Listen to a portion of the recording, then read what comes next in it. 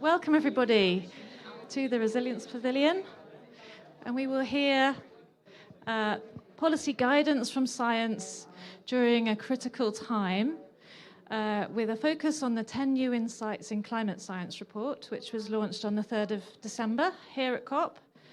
And we have some co-authors here from the report, the Most Excellency Minister Zakia Khattabi, who is the Belgian Minister for Climate, the Environment and Sustainable Development and the Green Deal. We also have Professor Naoko Ishii, who is the Vice Principal of the University of Tokyo, and also the Director of the Center for Global Commons. And thank you. Welcome. And we have here Dr. Laura Pereira, who is an Associate Professor at the University of the Witwatersrand, and also of the Global Change Institute. And welcome. And we have Dr. Oliver Gedden, who is the IPCC Working Group 3 Vice Chair, and also you're based at the German Institute for International and Security Affairs. So welcome, thank you for coming, everyone. I'd like to first give the floor to the Minister Khattabi to give your opening statement from a policy perspective. Thank you. Thank you very much. It's really my pleasure to be here with you today. So allow me to start by recognizing the important work done by Future Earth, the Earth League and the World Climate Research Programme, providing us annually with the 10 new insights in climate science.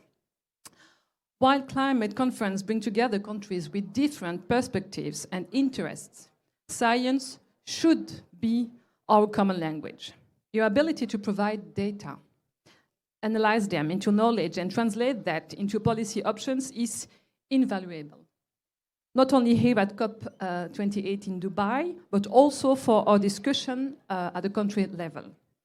And during my term as the Belgian Federal Climate Minister, it has been a constant concern of mine to ensure that all policies are science-based. And let me just give you two examples. The Belgian federal government has embraced the European emission reduction target of at least 55% by 2030. And I have developed a climate governance framework to ensure that every minister with his or her department contributes to this objective through specifically identified policy and measures.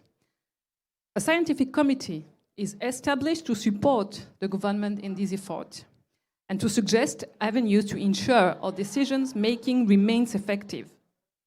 The publication of the 10 new insights in climate science is an important source of information in this process, not only to ensure that we are on track, but also to ensure the avenues for policy making we set out are relevant and do not lead to unwanted consequences.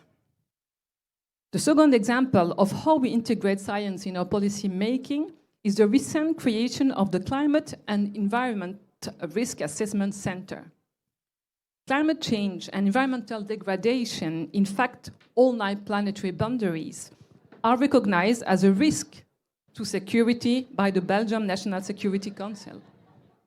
And I welcome the fact that the climate crisis was elevated to a question of national security. There was an urgent need to support this Belgium National Security Council with a permanent body that provides for complex and multidimensional risk assessment, with the long-term perspectives. That long-term perspective allows us to still make systemic changes, not only crisis prevention. The scope of the center includes looking at compound events and risks. The interaction of the effects from different events can lead to cascading or compound risk with spread impacts. And in addition to assessing the events, one must take into account the interaction with vulnerability and exposure, as well as the interaction with policy measures being deployed. For that reason, the Center will not only consider adaptation, but also mitigation. Indeed, choices in terms of mitigation can increase or decrease the chances of certain hazards or influence vulnerability and exposure. Think about the link with the criticality of raw materials to address mitigation. A critical raw material observatory I'm establishing will support inter alia CERAC from that angle. Ladies and gentlemen, the climate crisis is well documented, and so are pathways to reach climate neutrality in an effective and just manner. The scientific insights will continue to evolve as the crisis continues to unfold. Our policies, or the lack thereof, will also continue to shape current and future realities. The scientific work is of the utmost importance for policymakers. Thank you for your attention. Thank you very much. Thank you. And now I'd like to give the floor to Professor Ishii, who will give the science perspective. Thank you. Well, yes, I'm asked to speak about the science perspective from science. I have to confess that I'm only 3 years old in my academic career as the vice president of the University of Tokyo. Before that, I have been a practitioner for 40 years, starting with Ministry of Finance, working on the IMF and the World Bank, and the last 10 years, I was the CEO of the GEF, the Global Environment Facility. So when I took the job of the GEF, I really didn't have a scientific knowledge of climate science. Then what happened is, Lord Nick Stern sent me, of LSE, sent me to the Rockstrom, the Stockholm Resilience Center, and to actually instruct me to learn the planetary boundaries. That's how I met science with Johan Rockstrom's face. So, but it's maybe the most effective way for non-scientists to understand what kind of environmental crisis we are in. And it tells me maybe 2 things. How serious it is, that's definitely one thing. But also, all systems are so interrelated. And it's not just a climate change. Climate system, natural biodiversity system, all other important boundaries, planetary boundaries, and the ocean, air, the water, land, and the fertilizer, chemical cycle, all related and to comprise the one stable and resilient Earth system. So this understanding from non-scientists about Earth system science really give me the conviction that whatever policy we will make, it has to be the science-based, it has to be systemic, it has to be holistic. While I was the CEO of the GF, I have to serve 3 different conventions: Climate Convention, Biodiversity Convention, Land Degradation Convention, then Chemical Convention came in. But these are the man-made silos. The planetary Earth is one united system. So we create this problem. The science told us, don't really make silos. We have to come up with a more holistic, systematic approach. So because planetary boundaries basically tell us what we are facing is a system clash of a human-made system clash with a natural system. So the solution should be also more holistic, and how we can transform our economic system so that we can live in the harmony with the natural system. So that is my conviction, and that's how I believe that the science-based the policy making is so important, and you all policymakers have a huge role to first understand that, but also implement it. So after I left the GF, I went to the University of Tokyo, doing a little bit of the things like a Japanese net zero pathway. Then I got a lot of questions from policymakers, otherwise, and the business sector, and it's more like a fighting against the vested interest kind of thing, fighting against the inertia. And those questions are exactly the questions that the business sector, the policymakers, and are actually asking. So it's so good for us to have that kind of science-based reply to those questions asked. Some of them are genuinely asked, some of them more like a vested interest questions. But we need this kind of guidebook for us to be really, really confident that what we were talking about and how we can convince those people. So congratulations on writers, authors of this wonderful book, and we all have to use it to come up with a comprehensive science-based policy implementation. Thank you so much for having me. Thank you so much, Professor Ishii. You've really perfectly illustrated why we're doing this effort, synthesizing the huge amount of scientific literature that's coming out every year in the climate research area. And this synthesis is very much a scientific community effort to really get to the hot topics in climate research that are the most relevant to negotiators at COP each year. This is an annual report. So we're not going to be able to cover the very detailed information in the report. Please access it through the QR codes. There's some leaflets here and there'll be a QR code on the slides later. But we're going to highlight the key messaging now. So I'd like to first invite Dr. Oliver Gedden to overview the first three insights which relate to quite a lot to 1.5 degrees and what we need to do to get there. Yeah, thank you. Yeah, thank you very much. Thank you very much for the invitation, also the invitation to the report. So the first three insights are on overshooting 1.5, fossil fuel phase out, and the need for carbon dioxide removal. I think we really, it is remarkable that this report starts with, let's say, the high likelihood of overshooting 1.5. In probably the 2030s. It's something that the IPCC has highlighted before, but that policymakers usually, let's say, are not willing to acknowledge yet or forget about it. The second issue here is that it sounds so easy. Yeah, we just overshoot it and get back to it later by 2100. So if you look at IPCC scenarios, you also have a good figure in the report here in the 10 insights. It goes back to 1.5 before 2100. Yeah, you see it here. But to do that, to turn around the temperature increase, you need to go to net negative CO2 emissions. So you cannot stop at net zero. There will even come something behind. And while you can model that in mitigation modeling, that does not mean it's an easy thing to do.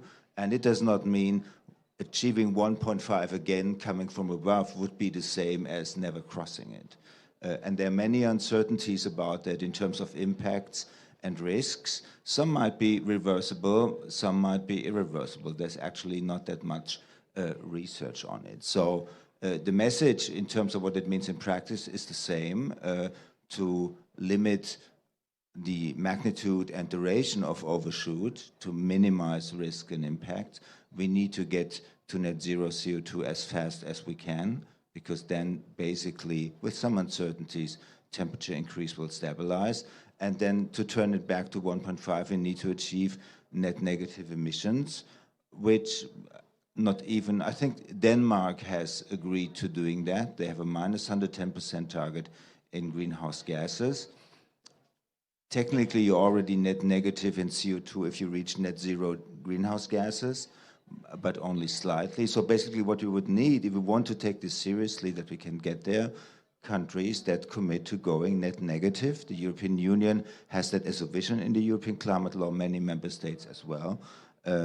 But again, we would need at least these promises, and that does not mean it's an easy thing to do, and there will be risks. That is insight number one. But this is something we will be talking about much more in the coming years, already starting in the 2020s.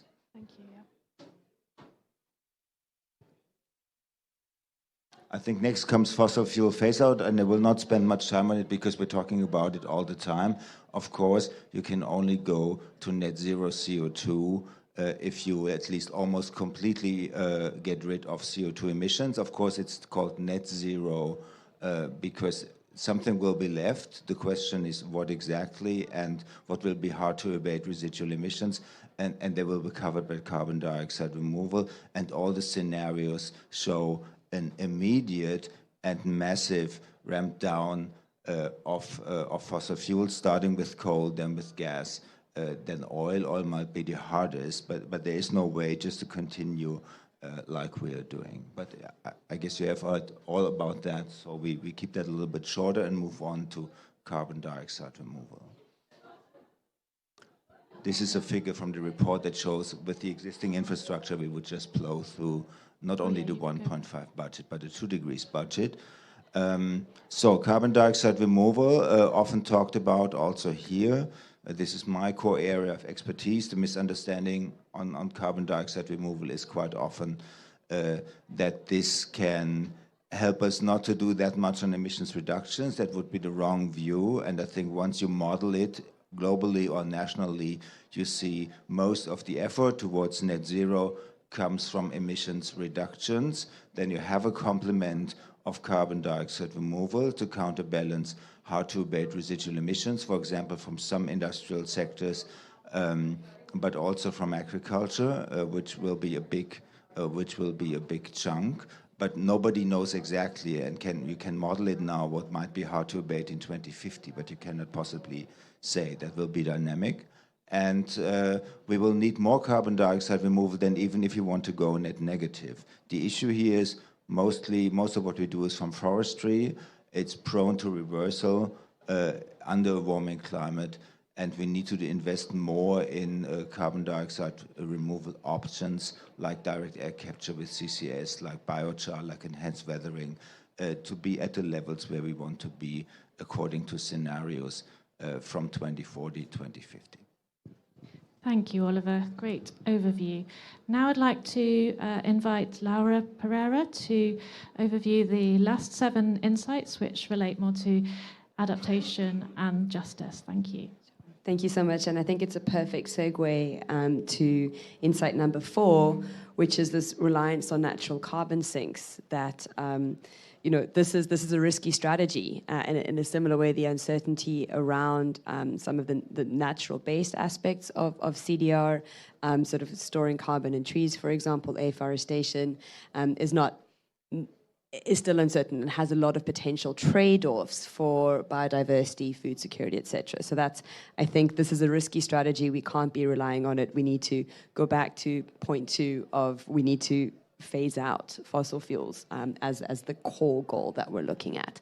And so that sort of from 4, this idea of trade-offs, of these sort of interconnected systems, which was already brought up by both the initial speakers, which I think is really fundamental, is that Insight 5 talks to the need for joint governance to address the interlinked climate and biodiversity emergencies. And I think this is fundamental, and I was really excited to hear that this risk assessment is climate and the environment. It's not just looking at climate, it's looking at these they're fundamentally interconnected. There is no way that you can sort of start just looking at addressing climate without taking into account the possible impacts on biodiversity and how we're so reliant on biodiversity and the natural world to be able to actually help us adapt or to absorb some of the shocks that we're seeing from climate change. And so just a key policy insight from that, which I thought was really important, there's a lot more in the report, is, finance in particular under the UNFCCC needs to make sure that these nature positive or biodiversity safeguards are in place in the projects that they're actually looking to finance. So that needs to be a core aspect, and that also comes in from a justice perspective. It's not just the biodiversity one, but I'll get onto that. So then the 6th insight is on compound events, sort of amplifying climate risks and increasing uncertainty. So I think, again, as Dr. Gaydon was talking about, these understanding some of these complex dynamics of sort of positive feedbacks. There was recently released a Global Tipping Points report that actually talks to some of these cascading negative impacts, what you're seeing in the biodiversity space, potential tipping points. If we cross this threshold of 1.5 degrees is sort of increased permafrost loss, coral reefs are extremely vulnerable. So some of these cascading impacts and their risks, if we don't address them now, could just sort of really ramp out of control in a way that we can't actually manage them potentially going forward. And this is linked also to Insight 7 on mountain glacier loss, which is accelerating. Again, we're seeing these non-linear dynamics starting to play out. And this is area of sort of great uncertainty, where even the science is sort of is not struggling, but is needing to catch up in terms of actually understanding how these dynamics work. So that was 7, mountain glacier loss accelerating, and this is actually, even quicker in high mountain areas, including the Hindu Kush Himalayas and the polar regions. And this then has potential impacts on downstream populations in particular. So you're starting to see this clear linkage between these biophysical processes, that are driving impacts within social systems. So insight number 8 is on human immobility in areas exposed to climate risk is increasing. So I think, again, it's about just increasing risks, accelerating changes, seeing more risks to people in these vulnerable areas, and people's ability to move, their willingness to move. It's not easy just to say, leave your ancestral lands and go somewhere else. This is a human rights, it's a justice issue. And that talks directly to insight number 9, which is on the need for new tools to operationalize justice for more effective climate adaptation. And I think a really important aspect of this report is that justice is actually sitting across multiple of these insights. It's at the core. We need to act because we need a more just world. And so what is emphasized in this particular insight is the need for an intersectional approach to adaptation, where you're not just looking at sort of like one dimension, but looking at across the board the various sort of vulnerabilities that different people have. Again, I think, bringing it into discussions at the moment, the global goal and adaptation, actually being specific and outcome focused, this is really what we're talking about in Insight 9 here is the need for justice sitting at the core. Because we have we focused on loss and damage, but by then it's too late, right? If we're looking at adaptation to these increasing sort of vulnerable areas, which the rest of the insights are pointing towards, we need to really think through what a justice approach actually looks like. And within that, there are varieties of different justice that are emphasized. So, for example, procedural justice, I think, is really at the core, increased participation. That also comes in Insight 10 on reforming food systems.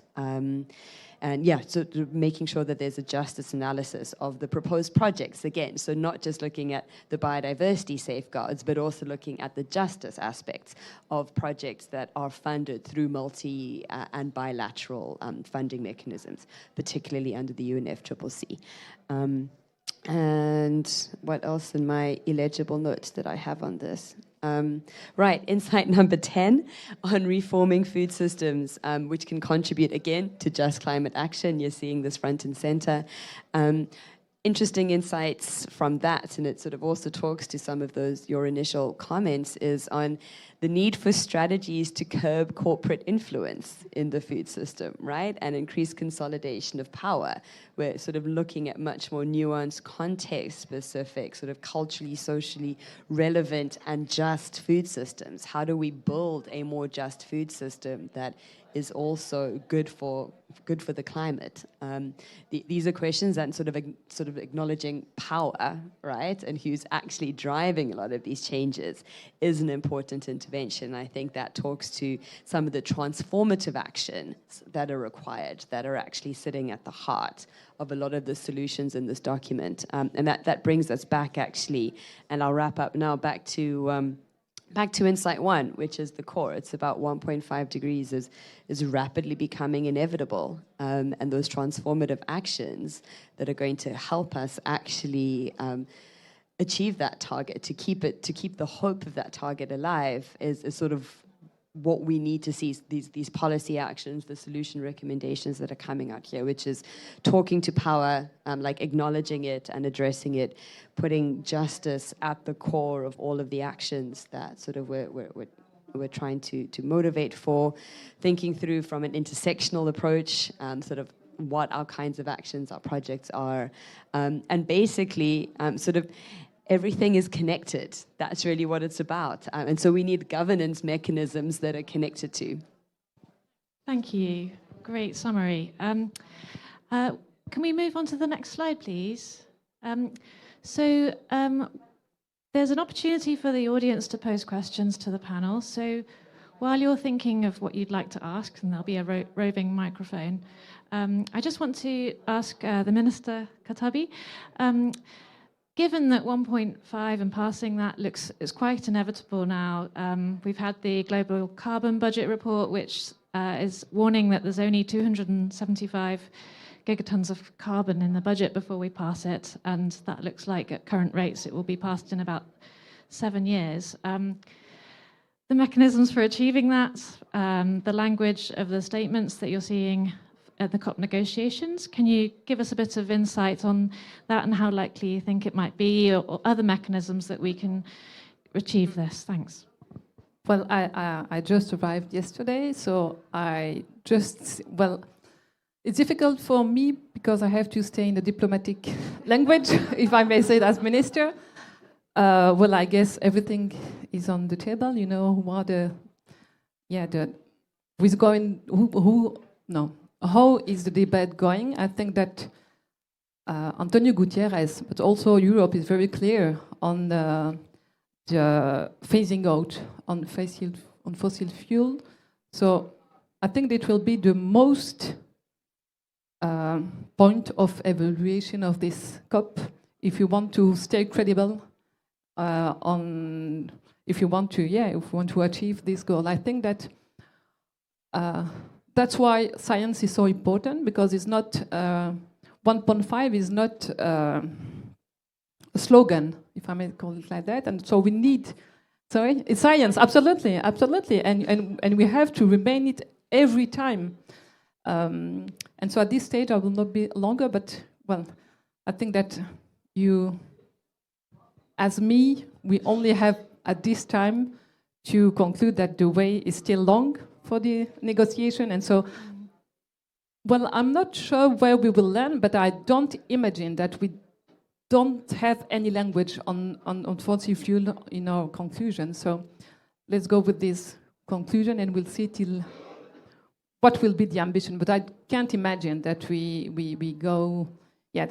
finish without any language on fossil fuel. And the European position is very clear. We want to see the phasing out. Yeah, thank you so much. And sorry for this diplomatic language. It's the beginning of the negotiation, and I still have to negotiate with everyone. So sorry Absolutely. for that. Yes, you've got a long week ahead of you. Thank you. I'd like to now go to Oliver on the carbon dioxide removal. Can you talk a bit more about what the report recommends in terms of carbon dioxide removal, the scaling, the risks, and possible market mechanisms to enable this? Thanks. Yes, thank you. I think what the report overall recommends is to take it more seriously and don't use it, but also don't see it as distracting from the need for emissions reductions. And I think that combines well with the overshoot message, because it's clear you cannot go net negative without carbon dioxide removal, but you also need a considerable amount to get to net zero, which you can also see as a testing phase. We need to get serious about it, and then we will learn what actually can be done. And I think that the global mitigation scenarios are a little bit more optimistic than we all should be, that the levels already assumed can be achieved. And I think the first thing would be in NDCs to make, let's say, to create demands that in these standards ICTU tables you have in NDCs that show you components of what you're actually promising or committing to as a country, that carbon dioxide removal component is better brought out, because actually many countries are already assuming it in land use change and forestry, but they don't split up between emissions reductions, because there are a lot of emissions right now from deforestation and the removal element. And it would be good, we have to address both sides. You cannot just forest or reforest you out of that situation. Even the more important part on LULUCF is stopping deforestation, of course, but making that clear, making that more transparent. Again, also in the long-term strategies, sometimes it's not entirely clear what that removal component is. And then simply you can set separate targets also on a national scale. You have to develop measurement, reporting, and verification frameworks, because you basically have to track the carbon that you remove, which also shows you it's always better and easier just not to emit a ton of CO2, because then you know it has not been emitted. Tracking the removed ton of CO2, looking, is it still there, has it been re-released, is sometimes quite complicated depending on the methods, but we need new methodologies for that. That at some point will also have to be acknowledged by the UNFCCC, and then they can go into national inventory reporting. And it's a long way to go. The IPCC task force on inventories is involved in that as well. And there's also a mechanism right now under negotiations under Article 6, that's Article 6.4, which might set some precedents. I don't see coming to a conclusion yet, but I think separate targets, probably also, let's say, using carbon dioxide removal from land use also only to counterbalance land use emissions, and using more durable carbon dioxide removal to counterbalance fossil fuel emissions might also be wise. But I think we need an ongoing policy discussion. Many policymakers now know they need some kind of CDR, but they're starting to make up their minds, I think, also in the European Union. What role does it exactly play? What are our preferences in terms of methods, because there are 12 or even more different ones, and countries will decide for different priorities. But I think they need to get more clear about it for their own sake, but also to be transparent to the outside world. Yeah, I think the report recommends a like-for-like consideration. So the permanence is of uttermost importance in this. I'd like to now excuse Minister Katavi, because I think you have to go to your next session. So thank you so much for your contributions here. Also, at the beginning of the session, I didn't mention our dedication, which is to Professor Salim Hook, the late professor who has made such a huge difference in terms of campaigning and championing the rights of vulnerable in adaptation and the needs of those people. So yeah, this report is dedicated to him. He was one of the co-authors of this report, and he was also on the editorial board.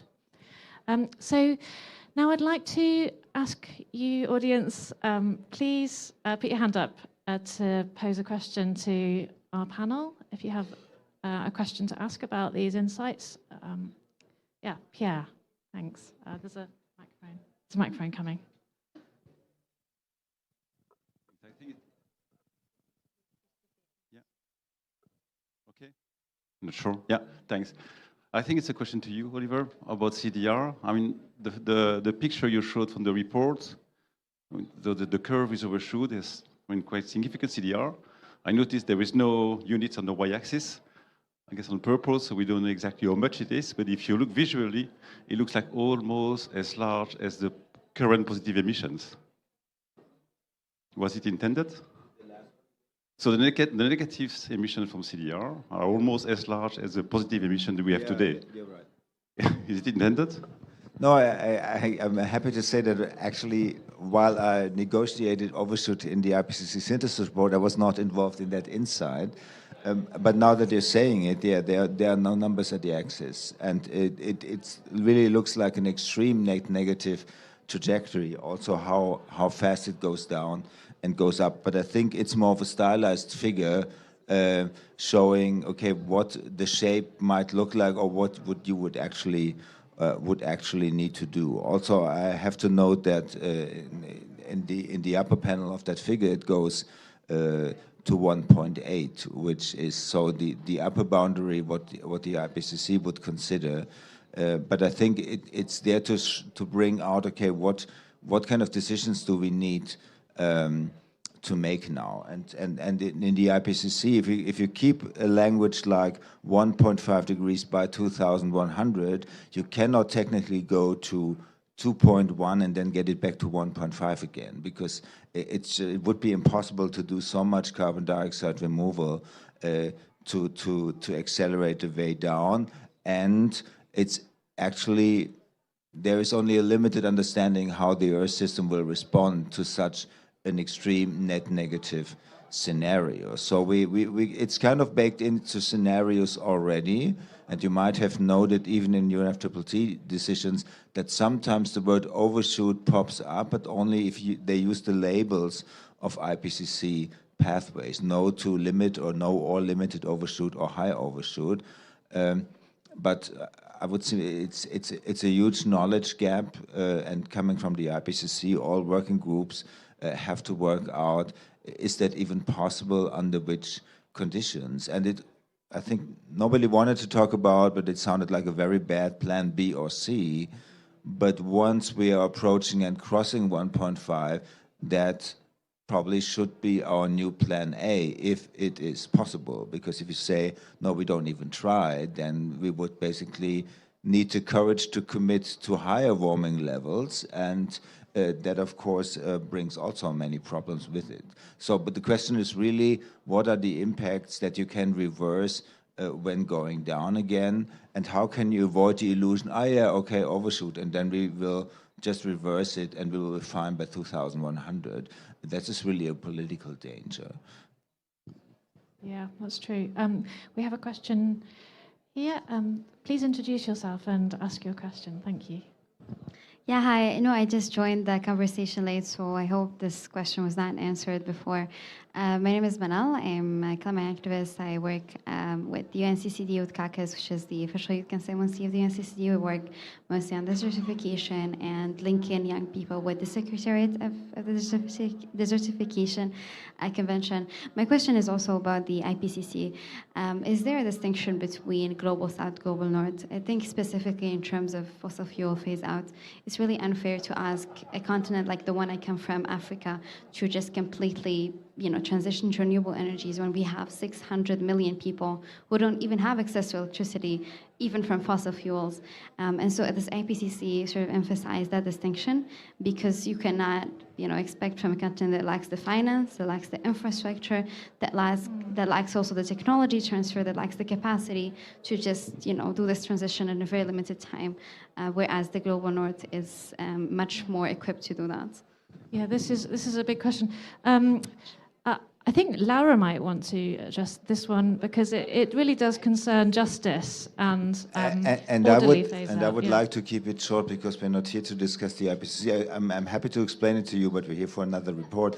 But the problem is, politically you're exactly right, and the problem is that many energy models and global mitigation models are not very good in making that distinction and just applying global cost effectiveness principles to phase down and then finally phase out fossil fuels. And there's a big discussion in the IPCC going on, coming from, led by India basically, that the socioeconomic assumptions behind these scenarios and where mitigation of fossil CO2 happens might be inherently unjust. And this is a big debate. So the question is, we know where we need to get globally, but what is the just distribution of efforts and burdens in the transition? This is a big issue, and that, of course, are prevalent in the negotiations as well. Yeah, thanks. Laura, would you like to respond as well? I'm putting my South African hat on in this response, because this is at the core of what is confronting my country right now. Energy justice, right? Energy security, the ability to have a functioning economy, to be able to cook your food at night. I think we're on stage 5 load shedding at the moment, 5 hours a day with no power. But that is based on a really functional infrastructure system that is driven by coal, right? And so now we have this question of, do we think through a really just transition where you're not actually asking coal miners to go and to put their health at risk, right? In order to come up with a still dysfunctional centralized infrastructure system? Or do we think through decentralized, community-owned, renewable energy resources where people actually have the access to the energy security that they need. And I think that's really the question that Africa as a continent needs to be asking itself, because right now, and I understand within the politics, that the minister was also referring to, is that the global emissions are unjust, right? There is historically an injustice embedded both in what's been driving them, but also in the impacts of where they're going to be faced. And so you can fully understand a negotiating position which is following the same development trajectory that the West followed, right? And that makes a lot of sense. That's understandable. However, I think if we really put our justice hats on and we think of our brothers and sisters in coastal areas in the small island developing states, where this is existential. This is ancestral lands being lost. This is something that we're facing. These decisions, that graph, right, shows us that we have very few years to phase out fossil fuels. And so, can we be more proactive and coming up with our own development trajectories, actually saying what does energy justice actually look like for us on the continent? Because I can tell you right now that sort of the Nigerian case of exploiting oil where it gets refined offshore and put back does not mean energy security for Nigeria, right? And I think that capture, that sort of the corporate capture in the food system, that is something that's mentioned in this report. I think you have exactly the same thing in the energy system. So can we think of more just pathways, more transformative pathways, where we haven't come up with the underlying assumptions of the socioeconomic dynamics that we can fit into our models to actually sort of bring the curve down, but that we need to, right? We need to be much more ambitious. We need to be much more transformative. And I think that's where the power of the Global South, of thinkers, of epistemic justice, of diverse knowledge systems, of what it actually means to thrive on this planet, right? That comes up with different development metrics, indices that are actually based on people's experiences on the ground. That's the power of the Global South that I think needs to be brought to the IPCCs, and is through a lot of the authors, to the IPCCs, to the IPBESs, etc., to the science community that we can try and inform here. Yeah. So I hope that answers your question. Thank you. Naoko, would you like to make a comment on that? Yeah, thank you. It's such an important conversation, and I'm very interested in listening that the IPCC energy model cannot really take on this kind of justice an aspect. But this is the core of the negotiation here, and that's why we have to come up with several mechanisms like how to finance this climate, and how to finance also nature, natural capital. And Nick-san, and also I'm part of that group that issued a paper of the climate finance. And a few days ago, we also issued a companion paper, the nature finance, because we need to find some way to really international community financial system. As of today, it's not fit for purpose, but we have to really transform our global financial system to take on that kind of challenge, so that every country has its own trajectory and its transition pathway. Science-based transition pathway. Finance should support that science-based transition country pathway, and that's where we are. We have to figure out that. So Nick-san's report is basically saying that every country could have this pathway. International community could come together with MDBs, the concessional financing, the business sector, philanthropy together to support that strategy. It's more like a JETP. I know that there are a lot of discussion on South African JETP and Indonesia and others, but this is the idea that it's not a project by project, it's a country strategy, country transition strategy. And if it is science-based and credible, that we have to, financial community has to come together to finance it. And of course, my favorite one is it's not the climate, it's also the nature. Nature is much tougher, but we also have to come up with the nature financing. Why is that? Because we talk a lot about the justice. Who are now holding the natural capital? It's mostly Global South, the smallholder farmers, the fishery community, IPLC, those people, right? And if the financial community can find out how to really flow the capital into those kind of effort to safeguard the global commons, then that it may be, in my personal view, much more genuine economic mechanism to not compensate, but economically, rewarding those efforts. And that's why I would like to see not only climate finance, but the nature, natural capital finance together as a package for the collectively, we want to move towards that net zero, nature positive outcome.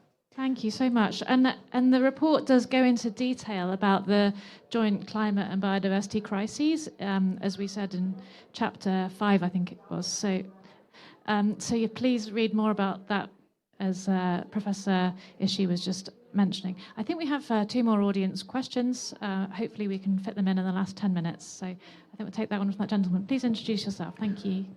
Well, thank you very much for the report and the panel. Mikael Karlsson, Uppsala University, Sweden. I have a question whether or not it's not, isn't it needed now to start talking about net negative as a starting point instead of talking about net zero?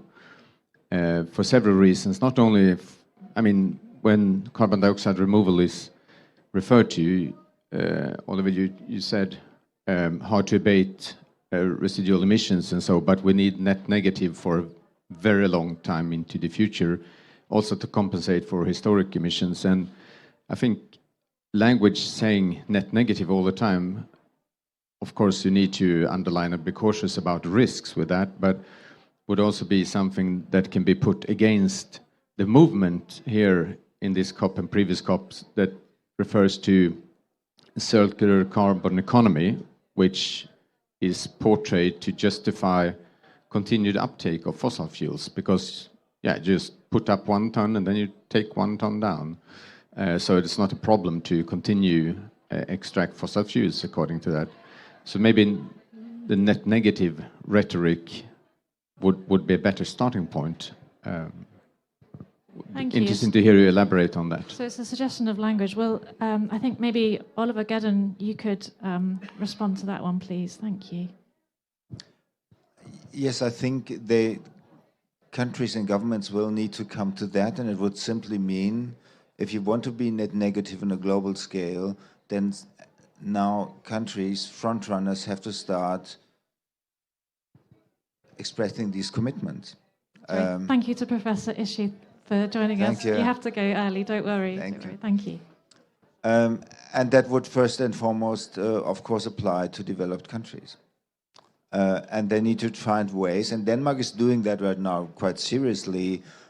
How can we actually do that? So as long as, you could also say, as long as, that's my personal opinion, as long as you don't have OECD countries, developed countries, saying we want to go net negative, you could also say, why are we modeling the world going net negative if nobody even promises as a country to go net negative? So I think this is the next phase. What could then change about the role of CDR? It's also a little bit speculative to say that. With CDR under net zero, I think many actors think and feel and also express it in a way, we can more or less go on with BAU emissions and then cover that with carbon dioxide removal. But I think once you have a national target that even goes net negative, and you would try to prove how to get there, I think even in collective mind, nobody would think, we will ever do ever more carbon dioxide removal. In every scenario, it shows you need drastically to reduce emissions, because the net emissions is the combination of residual positive that should be as low as possible and more carbon dioxide removal. And I think we might move there, although it's legitimate for countries to say, we don't think we can do it, or we don't think we can sell this to our voters, but then we should do something with that information. Net negative globally is only possible if developed countries start thinking about and promising that they're trying to do that without this becoming a magic bullet. They're just saying, we'll go net negative later, so we can even continue to have some more emissions. Future generations will take it out of the atmosphere. So I think we would also need criteria. What is a credible promise in that area? Very good, thank you. Yes, we're going to have to wrap up this session, I believe. So thank you so much for your interest and participation. You can access the report from this QR code. It's also on the Future Earth website, free download PDF. If you have further questions, then please send us an email. The links are there. Thank you so much. Bye-bye.